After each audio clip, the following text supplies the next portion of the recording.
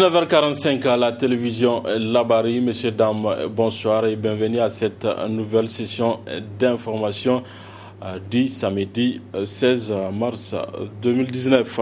Les journées d'action citoyenne ont repris ce matin après un arrêt observé sur 5 mois.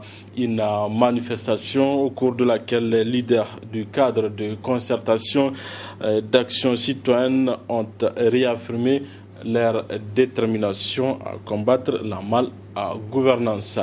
Ali Sissé Ibrahim et Sadou Doumi. Force morale,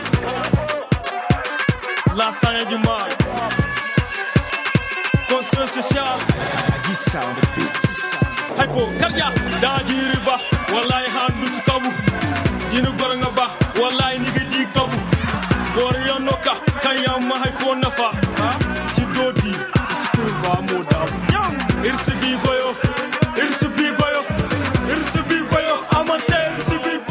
C'est ainsi que le rythme est donné pour la première journée d'action citoyenne au titre de l'année 2019. Une manifestation au cours de laquelle un nombre relativement important de personnes est sorti pour manifester son mécontentement à l'endroit de la gouvernance actuelle, engagée dans de multiples dérives. Aujourd'hui, où en sommes-nous? L'école publique est à terre. Le dernier segment qui reste, c'était l'université. Depuis près d'un mois, vous avez vu là-bas aussi, il n'y a pratiquement plus de cours à cause de grève des enseignants. Les affaires ne font que se multiplier. C'est jusqu'en Guinée-Bissau qu'on parler du Niger, dans une affaire de drogue. Aujourd'hui, le pays est tellement à terre que certains trouvent le malin plaisir de rentrer déjà en campagne électorale. Pour nous, c'est inadmissible qu'on puisse gérer ce pays ainsi. C'est pour ça que nous, organisation de la société civile engagée dans le cadre, nous avions décidé de reprendre les manifestations de rue à partir d'aujourd'hui. Pour Moussa Tchangri, la reprise des journées d'action citoyenne après 5 mois d'interruption concerne tous les citoyens qui se sentent lésés par la direction imprimée par les tenants du pouvoir. Ce que nous voulons là ne peut pas se réaliser étant couché. C'est pour ça que nous disons, tous ceux qui sont là, pour aujourd'hui ce n'est qu'un début, mais au moins si chacun essaye de porter le message, fait le travail organisationnel en se disant que ce n'est pas sur nous, les acteurs de la société civile, les responsables qu'il faut compter. Il faut que les gens aient confiance en eux-mêmes. Il faut que chacun se sente investi de la responsabilité de passer le message et d'organiser les gens partout où ils se trouvent pour que les gens se mobilisent. Il n'y a pas de prophète ici parmi nous. Nous ne sommes que des pauvres gens comme vous. Nous n'avons aucun pouvoir particulier. Tous les pouvoirs résident en vous. Si vous vous mobilisez, vous vous battez, ça va aller. Mais si les gens ne se mobilisent pas aussi, on est parti pour quelque chose de bien pire que ce que nous sommes en train de vivre. Enfin, les leaders du cadre de concertation et d'action citoyenne ont tour à tour demandé aux populations de se mobiliser davantage pour la prochaine journée d'action citoyenne qui aura lieu le 14 avril. Les militantes et militants du parti Modern Lumana de la région de Niamey étaient en conférence régionale hier après-midi à la MJC Diadossekou. Au cours de cette instance du parti Soumana Sanda, cette nouvelle vue confiée à la présidence du parti au titre de la région de Niamey. Le compte-rendu de cette cérémonie avec Ismaël Mouni Ibrahim Abdou. Assurer le renommement du parti, mais surtout placer Hamamadou à la tête de la magistrature suprême. Cela ne saurait être possible sans la mise en place des bureaux animés par des personnes aguerries. C'est en ce sens que les 175 délégués du Modema Falumana de la région de Niamey ont renouvelé leur confiance au charismatique Soumana Sanda pour s'assurer de la destinée du parti à Niamey, région conquise. Notre combat, c'est de nous battre contre le PNDS Tareya et sa gouvernance insupportable qui tue le Niger à petit feu. Notre combat, c'est de nous battre contre la volonté de ces régimes de mettre sous coupe réglée toutes les institutions de la République. comme c'est le cas avec les universités aujourd'hui. Notre combat, c'est de nous battre afin de mettre un terme à cet exil injuste et intolérable imposé à notre leader, au chef de notre grande famille, son Excellence Hamamadou. Un objectif commun à nous tous, militantes et militants, qui de Bilma à Ayoru et de Yingimi à Tira sont demeurés debout, fiers et résolus, mais également à de très nombreux concitoyens qui voient en notre leader l'homme qu'il faut pour sortir le Niger du gouffre dans lequel a précipité le PNDS Taraya. C'est le combat que nous avons choisi et que nous menons sans atermoiement et sans ambiguïté aucune. Soumana Sanda invite les militants à s'armer de courage.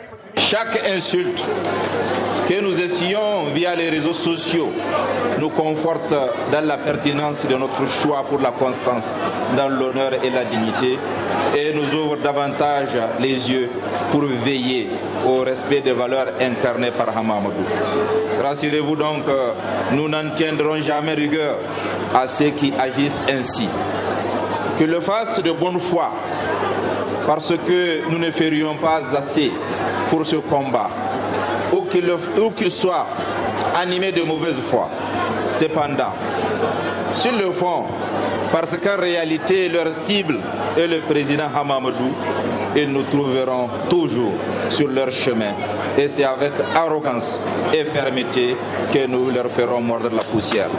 Je voudrais saluer ici le courage et l'engagement des femmes, des jeunes, des phénix, des cadres, des cantatrices, des vigiles qui n'ont jamais hésité à répondre à l'appel du devoir avec la certitude que la victoire est au bout de l'effort.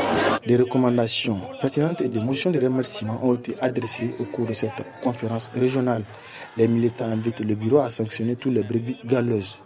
La coordination régionale de Lumana Niamey est déterminée plus que jamais jusqu'à la victoire ultime. Dans l'actualité politique, toujours notons que le mouvement national pour la société de développement MNSD Nasra, section de Niamey, était pour sa part en conclave le samedi dernier en vue du renouvellement de son bureau CCOG de Niamey. Un renouvellement qui a vu la reconduction de Adamou Salifou à la tête de la section MNSD Niamey. Le point avec Adamou Soumana. C'est une salle pleine comme un œuf, refusant même du monde qui a abrité les assises de la conférence régionale du MNSD Nasra au titre de la capitale. Une rencontre politique qui vise à se conformer au texte régissant le parti de Seyni Oumarou par le renouvellement de ses différentes structures.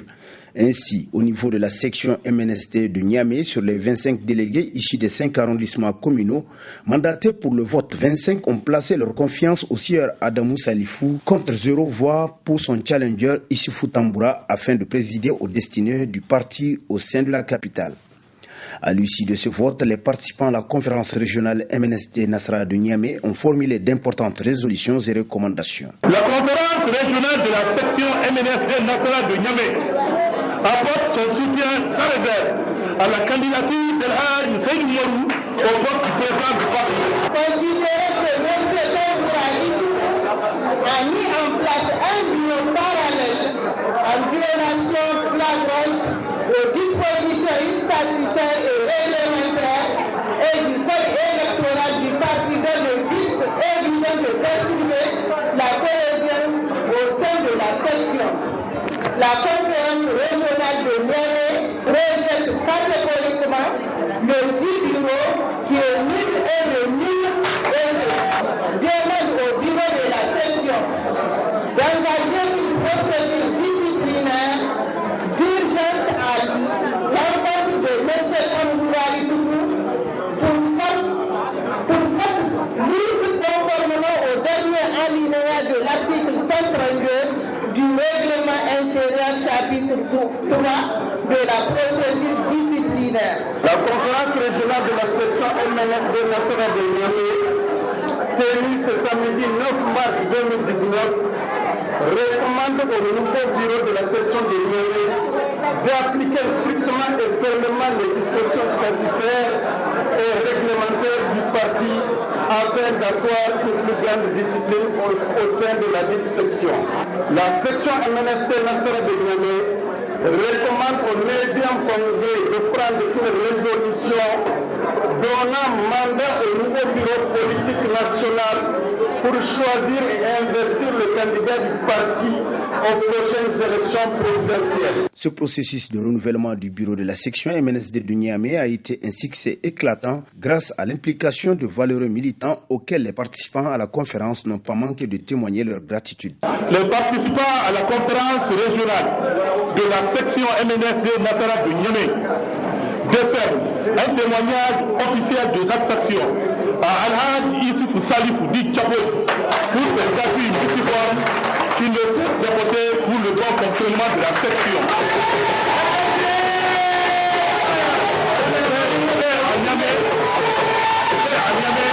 Le samedi 9 mars 2019, la conférence. Le feuilleton de la mise en place du bureau régional MNSD Nassara de Niamey prend ainsi fin à la grande satisfaction de l'ensemble des militants du Grand Baobab avec la reconduction à la tête de la section du sage Adamou Salifou que les uns et les autres appellent affectueusement Babalissé, et ce, en présence des huissiers de justice.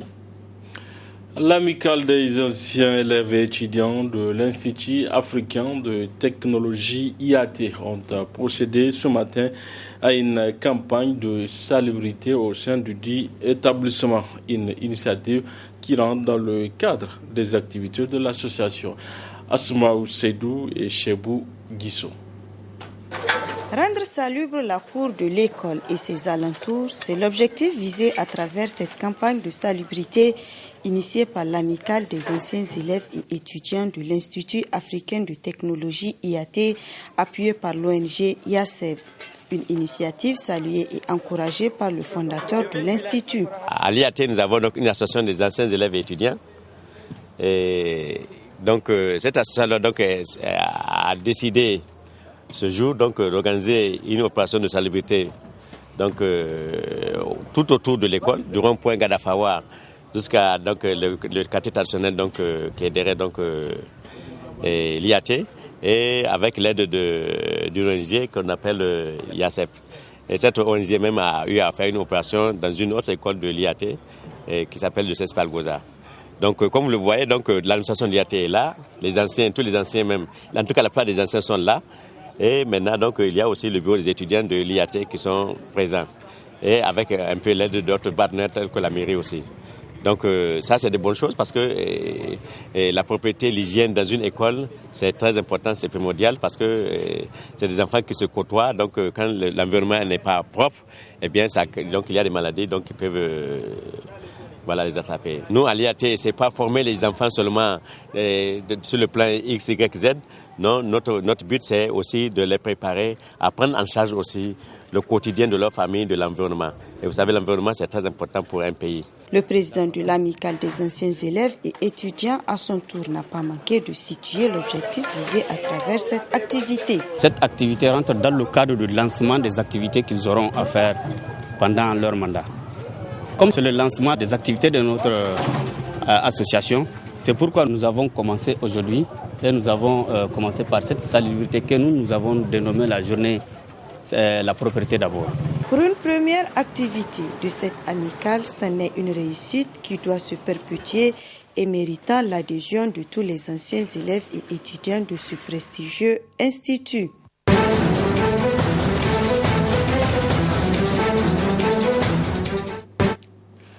Actualité internationale, 18e samedi consécutif de la manifestation de Gilets jaunes à Paris. 14 800 personnes ont manifesté dans les rues de Paris. Suivez le reportage. Face à face tendu en fin de matinée au pied de l'Arc de Triomphe. Jets de gaz lacrymogène, usage de canons à eau, les forces de l'ordre tentent de riposter face à des manifestants prêts à en découdre. À quelques mètres de là, ces individus n'hésitent pas à s'en prendre violemment à un fourgon de gendarmerie. En ce 18e samedi de contestation avec la fin du grand débat national, les Gilets jaunes veulent frapper fort. Lorsque les gens sont à bout, on arrive à une espèce le paroxysme. On revient aux violences qu'on a connues aux premières mobilisations. Il n'y a que ça qui fonctionne. Aux alentours des Champs-Élysées, les commerces sont vandalisés, les vitrines brisées. Il ne reste plus rien de ce kiosque à journaux incendié. Même le célèbre restaurant Le Fouquet's n'échappe pas aux dégradations. Peu avant 14h, un important incendie est déclenché dans cette banque située au rez-de-chaussée d'un immeuble et se propage rapidement dans les étages. Parmi les habitants évacués, 11 blessés légers, dont une maman et son bébé.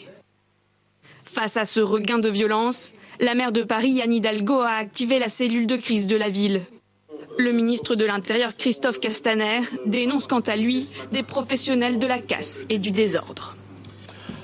Une autre marche, mais cette fois-ci sur le climat, a eu lieu également ce samedi à Paris. Une plainte a été déposée contre l'État français pour action climatique baptisée l'affaire du siècle. Suivez le reportage.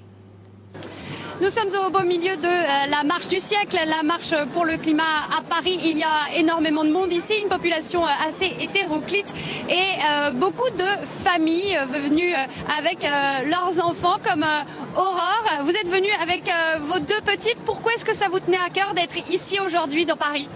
Alors d'abord, c'est effectivement une démarche qui est une démarche familiale. C'était important d'y aller avec plusieurs générations parce que c'est surtout pour elle, pour Alix et pour Alma qu'on est là.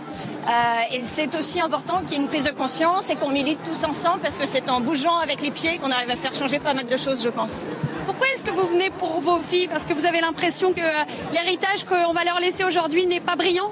Ah bah c'est nous qui consommons, donc c'est nous qui polluons en ce moment la planète dans laquelle elles vont vivre et elles vont faire vivre leurs enfants.